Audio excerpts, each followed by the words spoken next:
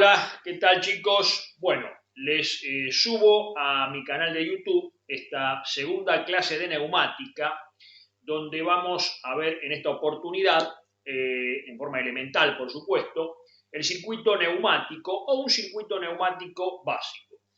En el vídeo anterior, en la clase anterior, habíamos visto la generación del aire comprimido, ¿no? El compresor, el tanque de almacenamiento. Habíamos incluso definido a la neumática como una rama de la técnica que empleaba la energía de presión del aire comprimido para producir fuerza y movimiento, es decir, trabajo mecánico útil.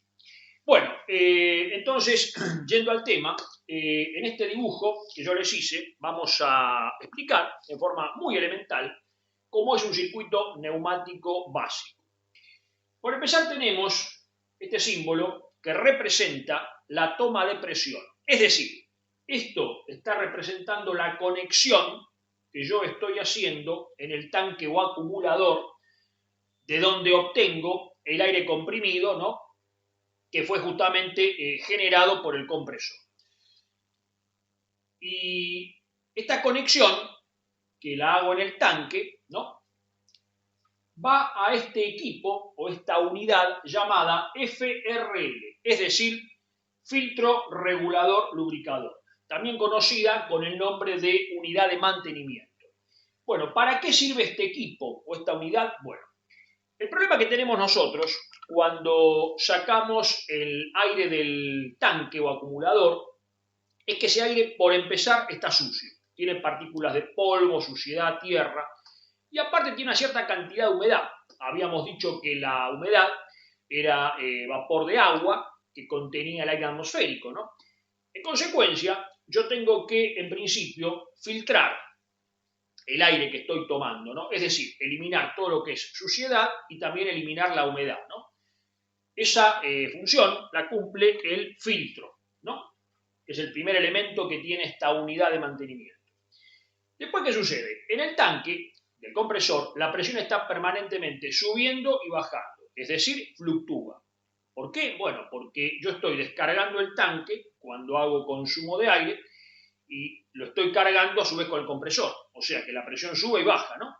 Por ese motivo hay que estabilizar la presión, ¿no? Y este elemento, esta unidad, dispone de un regulador automático, vamos a decir, mecánico, que permite que la presión se mantenga constante en ciertos límites, ¿no? O sea, reduce las fluctuaciones de presión, ¿no? O variaciones de presión. Cuenta a su vez con un manómetro. Habíamos dicho que el manómetro era un instrumento que permitía medir el valor de la presión, ¿no? Para justamente controlar la presión del aire, ¿no? E incluso poder ajustarla al nivel de trabajo requerido. En neumática, por lo general, usamos como presión máxima 8 kilogramos fuerza sobre centímetro cuadrado, es decir, 8 atmósferas u 8 bar, ¿no? Más de esa presión no conviene porque en la neumática los elementos están fabricados con materiales de baja resistencia mecánica, no plásticos, aleaciones de aluminio, ¿no? Entonces, por ese motivo, no conviene sobrepasar ese límite de presión. Hay una rama de la técnica que es la hidráulica, que sí emplea presiones muy elevadas, pero ya es otra técnica, ¿no? Emplean otros materiales, los aceros, etcétera, ¿no? Que no tiene nada que ver con esto. Bueno, continuando, tenemos finalmente el lubricador. Y ustedes dirán, ¿para qué necesito un lubricador? Bueno, el punto es el siguiente. Los elementos neumáticos, que vamos a describir ahora a continuación, son sellados. Es decir, que no se pueden lubricar de manera externa, ¿no? Yo no puedo, por ejemplo, colocar grasa en forma externa, porque están sellados, ¿no? Son unidades selladas. Y los elementos tienen que ser lubricados para reducir el desgaste. Por ese motivo, la única posibilidad de lubricarlos sería enviando a través del aire comprimido una pequeña cantidad de aceite finamente pulverizado o atomizado, es decir, en forma de spray, ¿no? De esa manera, enviando esa pequeña cantidad de aceite pulverizada, yo logro, a través del aire, ¿no? Como vehículo, lubricar esos elementos, ¿no? Que están sellados. Ahora bien, a veces se desaconseja la lubricación por factores ambientales, ecológicos, o incluso no se puede lubricar aquellos elementos neumáticos que trabajan, por ejemplo, para máquinas de la industria farmacéutica, alimenticia, ¿no? Porque si yo los lubricaría, podría contaminar el material que se está manejando, ¿no? O sea, el medicamento, el alimento, etc.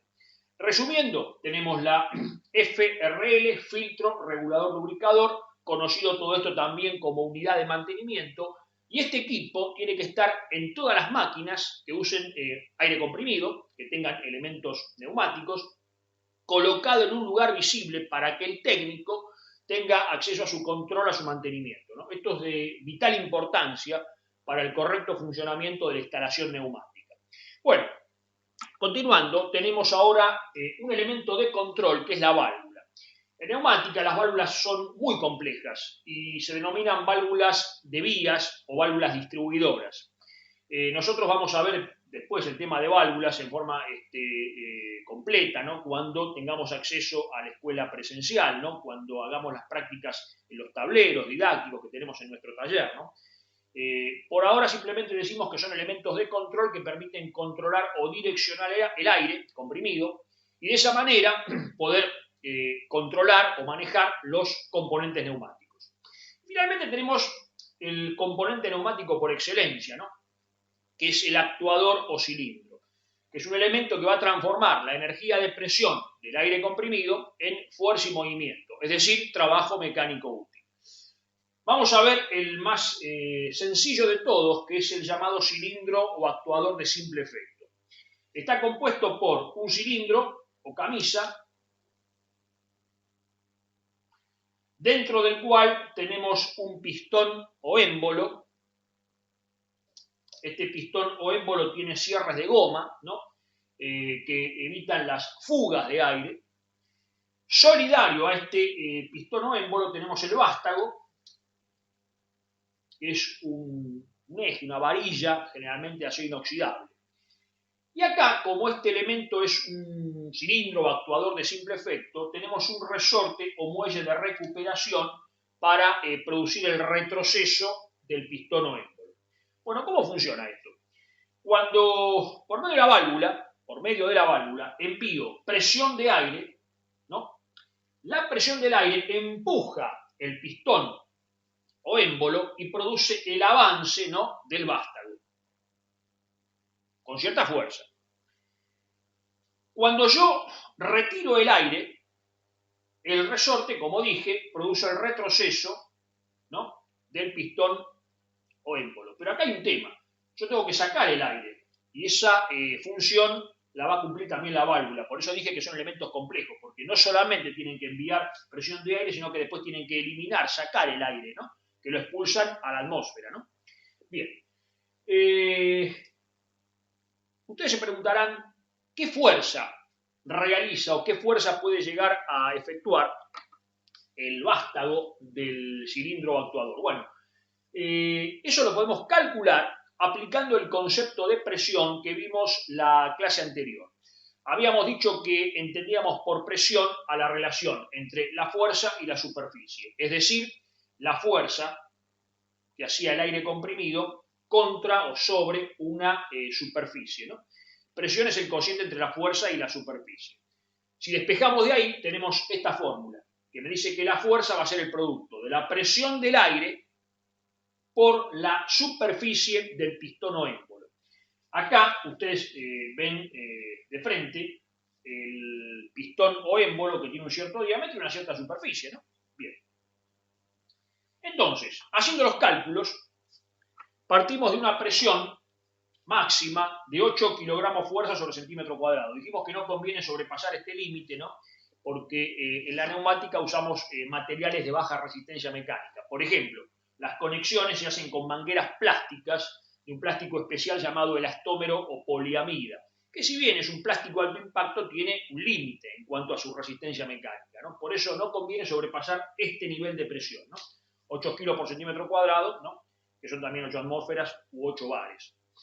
Bueno, multiplicamos el valor de la presión por la superficie del pistón o émbolo. Y ustedes sabían por matemática que la superficie correspondía a esta fórmula, pi por diámetro cuadrado sobre 4. Vamos a suponer que el diámetro del pistón o émbolo es de 5 centímetros, ¿no? Tenemos un diámetro de 5 centímetros.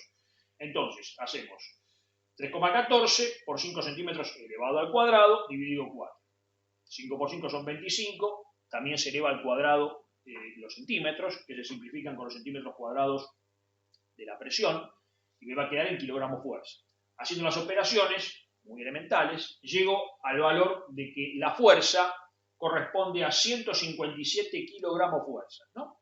Y de esta forma muy sencilla yo pude calcular la fuerza que va a producir el vástago del cilindro, teniendo como dato el diámetro del pistón por un lado y el nivel o valor de la presión por el otro, del aire. Ustedes se preguntarán, ¿cómo puedo hacer yo ahora entonces para tener más fuerza? Bueno, dijimos que no conviene aumentar la presión porque nos quedan dos caminos, o aumentar la presión del aire o aumentar la superficie del pistón. Aumentar la presión dijimos que no, por una cuestión de seguridad.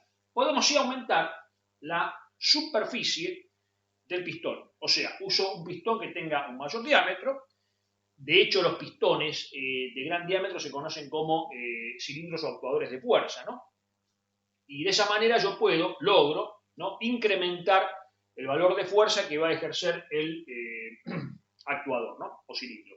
Yo les aclaro que en realidad en neumática no se busca producir grandes fuerzas, lo que se busca es el movimiento, ¿no? Porque cuando quiero producir elevadas fuerzas recurro a la hidráulica, que es otra rama que utiliza aceite, ¿no?, en vez de aire comprimido, ¿no?, aceite a presión.